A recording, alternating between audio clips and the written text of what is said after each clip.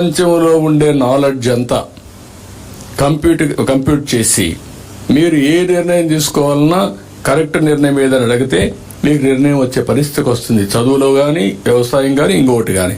దానివల్ల ఇప్పుడు నిర్ణయాలు చేసే నాయకుడు కానీ మంచివాడైతే మంచి నిర్ణయం చేసి 70-80% కరెక్ట్గా ఉంటుంది.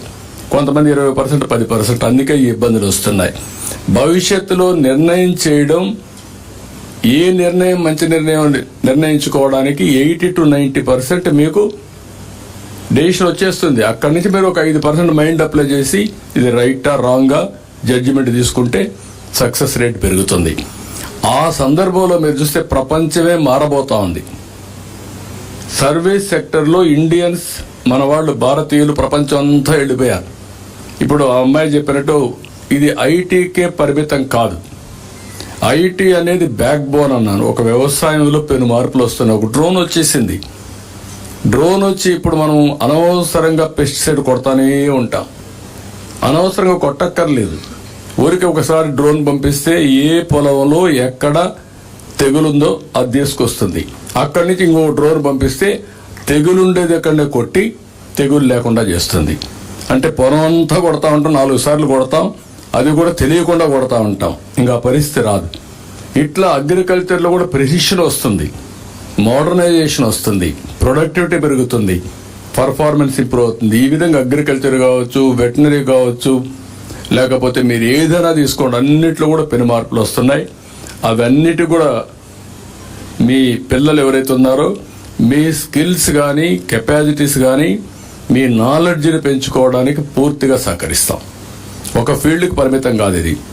మీ నాలెడ్జ్ని పెంచుకోవడానికి, హైయర్ ఎడ్యుకేషన్కి, రెండో స్కిల్ డెవలప్మెంట్కి, కెపాసిటీ బిల్డింగ్కి ఏ కోర్సులు ఉంటాయి. ఒకప్పుడు ఎంబీఏ ఉండేది కాదు. అందరూ ఉన్నారు ఎంబీఏ అంటే ఏంటని.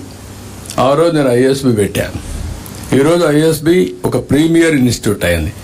మీరు చదువుకుంటారు, ఎట్లా మేనేజ్ చేయాలో నేర్చుకోవాల్సిన అవసరం ఉంది. దానికి స్పెషలైజేషన్, మార్కెటింగ్, ఆర్గనైజేషన్, కమ్యూనికేషన్, ఏదైనా కానీ దీన్ని చదువుకున్న తర్వాత మీకు మేనేజ్మెంట్ టెక్నిక్స్ వస్తే లీడర్షిప్ బ్యాండ్విడ్త్ పెరుగుతుంది. మీకు మీ ఆలోచన విధానం డిఫరెంట్గా ఉంటుంది. ఇంటర్పర్సనల్ రిలేషన్స్ ఇవి చాలా ఉన్నాయి. అవన్నీ ఇప్పుడు మాట్లాడ కరెక్ట్ కాదు. దిస్ ఇస్ వేర్ నేను మిమ్మల్ని కోరేది అంటే, ఆడపిల్లల్ని మీకు స్కై ఈజ్ ది లిమిట్. మీ ఆలోచనకు రిస్ట్రిక్షన్స్ లేవు. అందుకే నేను అన్నాను కళలకు రెక్కలని. మీరు కళల కంటే మీకు రెక్కలు తోడి అవి సాధించడానికి మేము ఉపయోగపడతాం. అంటే మీ ఇంకోటి కూడా ఉంది మన వాళ్ళల్లో, 10 రూపాయలు వచ్చిన తర్వాత స్వార్థం పెరుగుతుంది. కింది వాళ్ళని మళ్ళీ పైకి తీసుకురావాలని ఆలోచించారు. అట్లా కాకుండా కంటిన్యూగా ప్రతి ఒక్కరు ఆలోచించాల్సింది, మనం పైకి వస్తే మన వాళ్ళు పక్క ఊర్లోనే, మన ఊర్లోనే, మన బంధువులు, స్నేహితులు, మన ఊరస్తులో చాలామంది ఇంకా వెనుబడి ఉంటారు. వాళ్ళకు హెల్పింగ్ హ్యాండ్ మీరు ఇవ్వాలి. అది ఇవ్వగలిగితే it is a continuous process. ఒక ఊర్లో ఒక 100 మంది తెలుగు వాళ్ళు ఉంటే ఇంకొక 20 మందిని తీసుకపోతే ఆ అవకాశాలు పంచుకునే అవసరం వస్తుంది. ఇవి చాలా వరకు జరుగుతున్నాయి. ఇంకా మనం తీసుకెళ్దాం. మీకు కావాల్సింది, ఒకప్పుడు ఆడబిడ్డ బయట రావాలంటే భయపడే పరిస్థితి నుంచి మీరు ఏ కంపెనీకి కావాలంటే ఆ కంపెనీకి పనిచేసే పరిస్థితి వచ్చారు. ఇప్పుడు ఒకప్పుడు నేను ఉన్నప్పుడు రాత్రిలో ఆడబిడ్డలు వచ్చేవాళ్ళు కదా పనిచేయడానికి హైదరాబాద్లో. అప్పుడు 3 షిఫ్ట్స్ ఉండేటివి.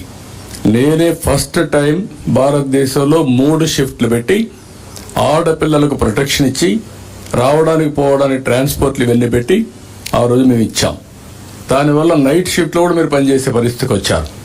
ఇప్పుడు ఏ కంపెనీకి పోయినా మగవాళ్ళ కంటే ఆడవాళ్ళే ఎక్కువ పనిచేసే పరిస్థితికి వచ్చారు. ఇదే ఒక ట్రాన్స్ఫర్మేషన్. ఇది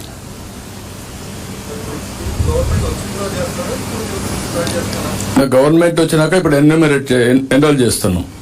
వస్తానే యాక్ట్ చేయడానికి ఇప్పటికే ఒక 12,000 మంది మొన్న మహిళా దినోత్సవ సందర్భంగా భువనేశ్వరి గారు ఇనాగరేట్ చేశారు. 12,000 మంది జాయిన్ అయ్యారు. ఇంకా దీన్ని ముందు తీసుకెళ్తాం.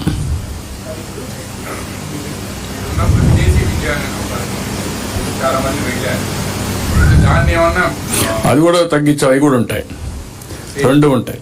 అవసరమైతే 2 మెర్జ్ చేయడమా ఏం చేయడం ఇంకొంచెం బెనిఫిట్ ఇస్తాం. అక్కడ లిమిటెడ్. ఇప్పుడు అక్కడ ఏంటంటే సెలక్షను, కోరికలు ఉండేవాళ్ళు ఒక 2-3 వస్తే మళ్ళీ పై రివ్యూలు అవన్నీ ఉంటాయి. ఇక్కడ అట్ట కాదు. ఎవరు చదువుకోవాలన్నా మీరు బ్యాంక్ దగ్గరికి వెళ్తే గవర్నమెంట్ కోఆర్డినేట్ చేసి ఎంత డబ్బులైనా ఏ కోర్సుకైనా మీకు ఇచ్చే బాధ్యత తీసుకుంటాం. అక్కడ లిమిటెడ్ యూనివర్సిటీస్ అన్నీ ఉంటాయి, ఇక్కడ అవన్నీ ఏముండవు.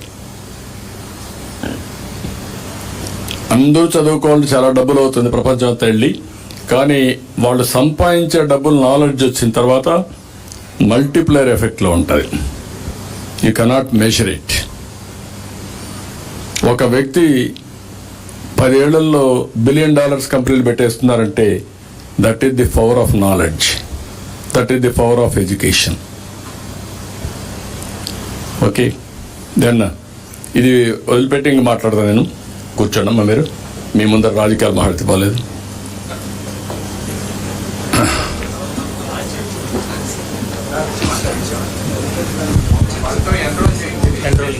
ఎన్రోల్మెంట్ రన్ ఎవరు చేసుకుంటారు, రండి రండమ్మా.